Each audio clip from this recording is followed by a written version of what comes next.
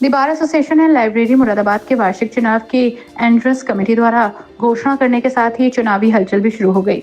बुधवार को महासचिव पद के दावेदार अब्दुल रहमान एडवोकेट को कचहरी परिसर में साथ ही अधिवक्ताओं के चैम्बर पर जाकर वोट की अपील करते हुए देखा गया। यहाँ आपको बता दें कि एड्रेस कमेटी द्वारा दी गई जानकारी के मुताबिक the bar association and library Moradabad का वार्षिक चुनाव 22 जुलाई 2025 को संपन्न कराया जाएगा। 14 और 15 जुलाई को नामांकन पत्र दाखिल किए जाएंगे। 23 जुलाई को मतगणना होगी, जिसके लिए एड्रेस कमेटी द्वारा तैयारी शुरू कर दी गई है।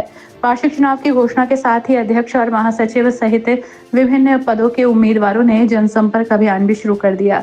इस क्रम में बुधवार को महासचिव पद के प्रत्याशी अब्दुल रहमान एडवोकेट अपने समर्थकों के साथ ही अधिवक्ताओं से वोट की अपील करने के लिए कचहरी परिसर में दिखाई दिए।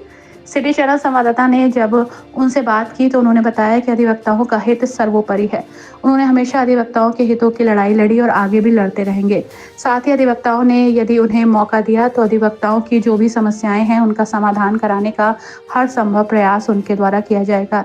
एक सवाल के जवाब में उन्होंने कहा कि पश्चिमी उत्तर प्रदेश में हाईकोर्ट बेंच स्थापित किए जाने की मांग अधिवक्ता लंबे समय से करते आ रहे हैं। उन्होंने इसका समर्थन करते हुए कहा कि इसके लिए उनका संघर्ष जारी रहेगा।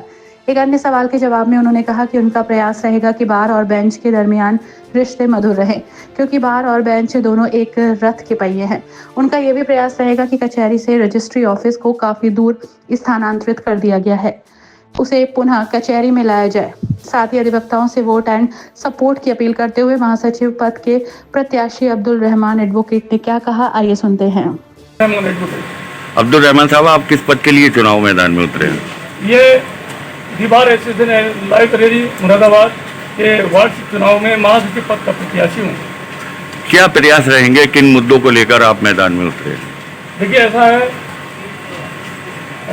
बार और बेंच के जो रिश्ते हैं वो उनको मजबूत बनाने की कोशिश करूँगा।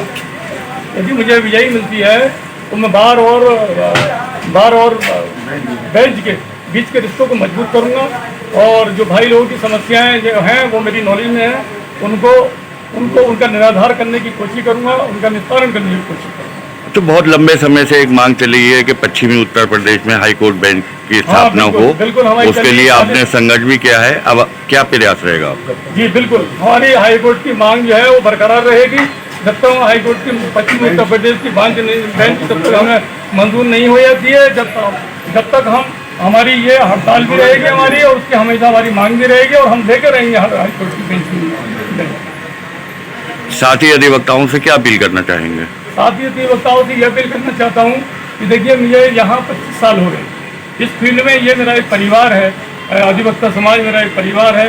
25 साल का मेरा पीरियड देख लीजिए। 25 साल में भाइयों के प्रति मेरे दिल में क्या जज्बा है, भाइयों के प्रति मैंने क्या किया है, मैंने कितनी लड़ाइयाँ भी लड़ी हैं भाइयों के प्रति।